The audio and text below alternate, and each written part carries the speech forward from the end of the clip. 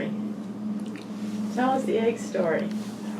Well, now, the beginning of it, of course, takes place in Marion, South Dakota, Turner County.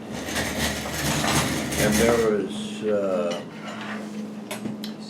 this K&K store, and the reason they used the K was because it was a Kutcher family from Sioux City, Iowa, and they established grocery stores.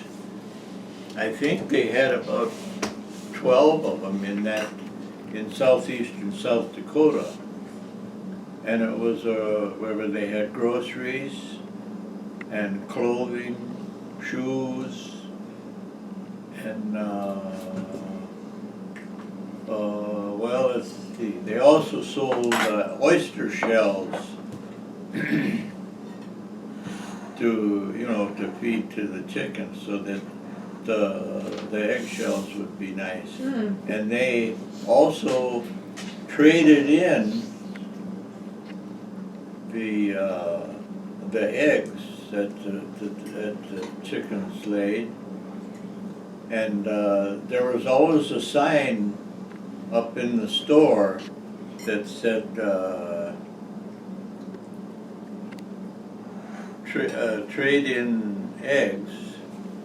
You would get more they were more per dozen if you bought your groceries there. If you wanted cash, it was much, much lower. And, Yeah. in a rural community where they were open on very late Saturday night in the summer, it was nothing uncommon to stay till 11 or 11:30, especially during thrashing time. And well, then of course they would bring the eggs, and I had to carry them in the bag, and they had their name on there, and then I would say,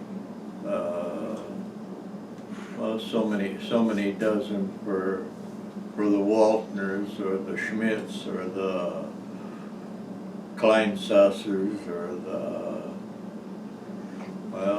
various names. And then So that was your job? They'd bring the eggs in and you had to distribute well, I had them? to carry them in, and then, well, when they were real busy, you didn't go through them all. But when you had, and then Monday morning was my job to candle all those eggs.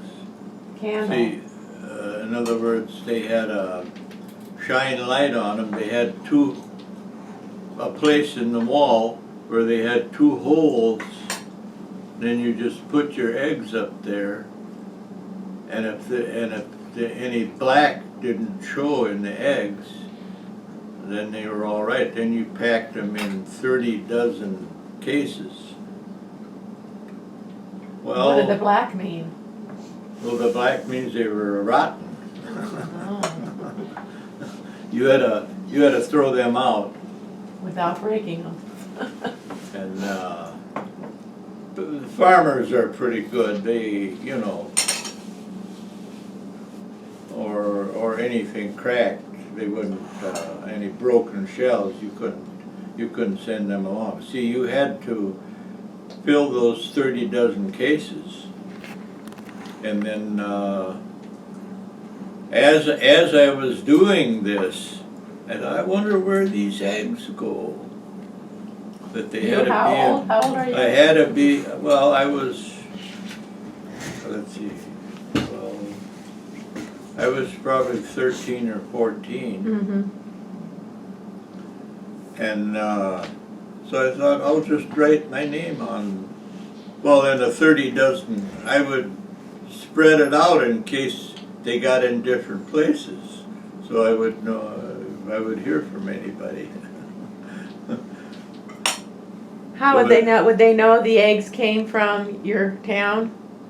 Well, I put my name, I wrote my name with a lead pencil right on the shell, Uh-huh. On the egg itself. on the egg itself. And then lo and behold, then the truck would come and load up the eggs in those 30 dozen cases. And then lo and behold, I got a letter from a young woman. It wasn't Virginia. It was somebody else. And then, but I didn't agree with her lifestyle. How could you tell her lifestyle? Well, she wrote in plain language. She's gone now, so I can say it. She hung around at the Turner Hall and drinking beer, and that wasn't my lifestyle with young girls. Anyway, she wrote in one letter, "We'd go to the Turner Hall and raise hell." She didn't. That wasn't. That wasn't you. But then her letter came. Mm. Well, that was like, Do you have that letter? no, I don't have that original letter. How did you come to write the letter, Virginia? Well, my mother worked at the egg plant, and the lady inside of her got his name. And then she came home for lunch, and she said, "Would you like another address to write to somebody else?" I was writing to girls and boys. And so I'm writing it enough, really. But she said, "Well, it's real easy. It was Orville Boat, Marion, South Dakota." So I wrote to him, and we just kept writing back and forth. So what did you say in that first letter? It was, and she signed it like "your friend" or "egg pal" or And something. we didn't know each other, really. She just let me know that where the egg came. See, they had. It's only about a block from where she was brought up in that house, and then they had it was a Jewish concern, like the Kuchers. They did business with each other, and then they would bring these eggs in, and the women that worked there would crack them and put them in cans, and then they would ship those. And then they would ship them somewhere where they dried them. And this was during World War II. And they would dry them and ship them to the armed forces. Oh. Would use the dried Wow. eggs. Mm-hmm. Well, then I wrote to her. Oh, I think it started in. You were about I think 14. 1942 and then of course things got more friendly and we sent pictures back and forth, and then also I was curious as to what she really was like and this and that, so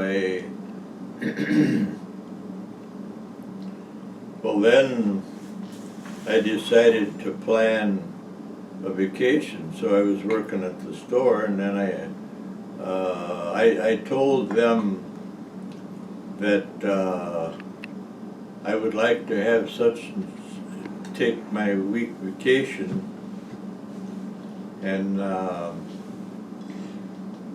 this was at the time grain cutting time, where they cut the barley and they put it in shocks, and I was going to help my mother and dad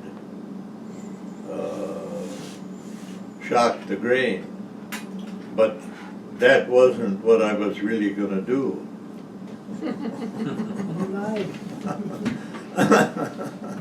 Well, then let's see. then came the day that I would have to leave, and it was, there was a train that goes east at 8:30 and one at 2:30. And I thought about the one at 8:30, but then that would be too much of a delay because that train goes over to Sioux Falls, and then there's quite a bit of a delay, and then it goes over, and then it goes over to Canton again, and where this train would go directly right to Canton and catch the other passenger train and get, I figured they would get a delay, they might. So during the previous week, I packed my clothes just a few at a time, and I hid the suitcase in the closet upstairs in that other house that we were living in. And You're talking about the house where I was born. yeah, Yeah. the house, we call it the Wiebe The house. Wiebe house. Yeah, John Wiebe house. Then about 2 o'clock, It was a Sunday, wasn't it? this was on a Sunday. And my mother, and of course our dad was quite ill at that time. So my mother and dad and my little brother Lawrence, he was born in 1939. This was the summer, July of 1943. They all took a nap in the afternoon. So I went upstairs, got my suitcase out, and because that was all packed already, and Took your shoes then off. took my shoes off to go downstairs and out the back door, and the depot was only, let's see, 1, 2, 3, 4 blocks away. So I had a hurry because I could hear the train whistle Wow. already about halfway, between Marion and Dolton. And I got there, and the train was getting mighty close, and I was buying my ticket.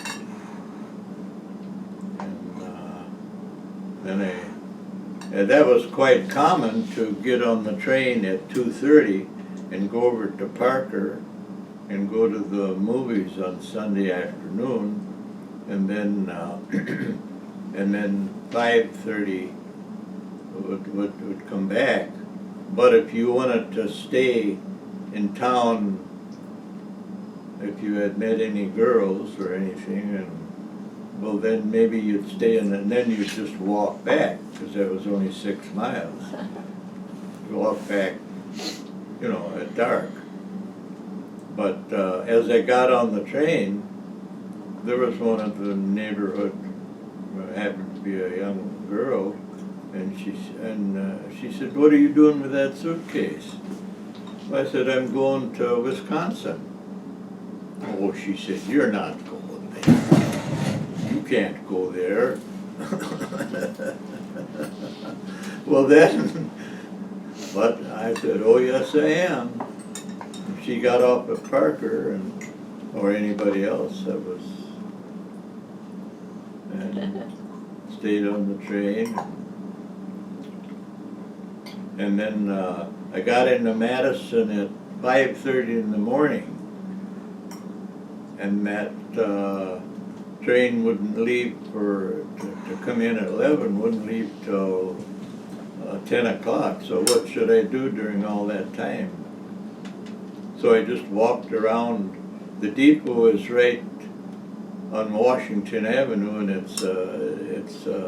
and the Capitol is, they call it the Capitol Square because a walkway and a street runs completely square around the Capitol. So I walked all over there past the Lorraine Hotel, and then when it was time to immediately. Then I got on the train and she was there. And she said, you must be Orville, and I said, and you must be Virginia. From the pictures, you know. Uh-huh. She brought her sister along for a chaperone. The chaperone, there were 3 trains that came in and he didn't know which one he'd be on.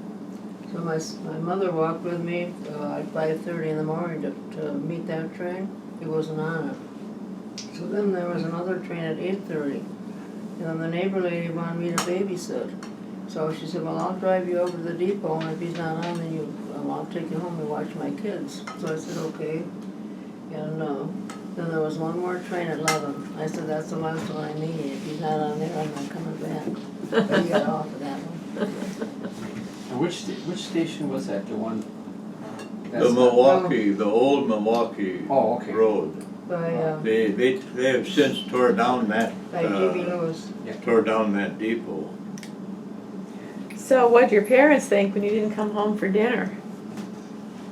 For supper, let's see. Supper. Oh. When I didn't come home in the evening on the train, then, well, they kind of put 2 and 2 together, and they called the depot agent and said, and he then told them that they bought a ticket to Watertown, Wisconsin, and then right at that time, they thought about calling the sheriff and telegraphing ahead to have him taken off the train. Because right about that time, the train was in Iowa. That was, a train that stopped at all of those towns. It wasn't like the Amtrak where they only stopped Right. at certain places. They stopped at every town. But they decided not to do that? They decided not to do that for some unknown reason. Well, My then, mother said he'll never come, and his folks won't let him. well, that was one of the first things that she asked me My mother. was Monday. And then she asked, do your parents know that you're here? And you And then I said, oh yes, they know. And they Then they did. actually did. I didn't think that they would, but they knew at that time. Well, then we did our visiting, and then, let's see,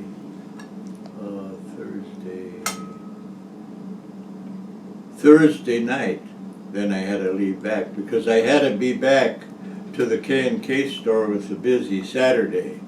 So in other words, Thursday night, then I would get there at 11 o'clock in South Dakota. Mm-hmm. When did you send them a card? Oh, Didn't you I send? sent them a card during the week. It would be Tuesday. Okay. I sent them that card, and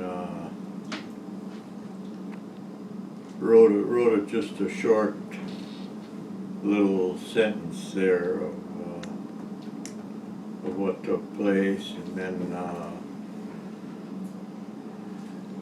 then when I got home, they had an unusual custom. They wouldn't lock the door when we were all in the house, but they locked it when they left the house. So I had to crawl through the bathroom window. I had to take the screen off and crawled through the bathroom window, and I faced them, and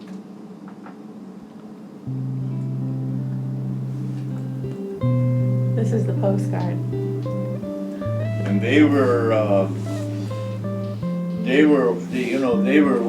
they were working on the farm. My dad could barely, he could just barely walk, and I remember him telling, see that cancer was right in, on his spine, and I remember him telling, they can't go back there and ride those hay racks anymore, because they either hit a stone or something, and he got a terrible jolt on his back.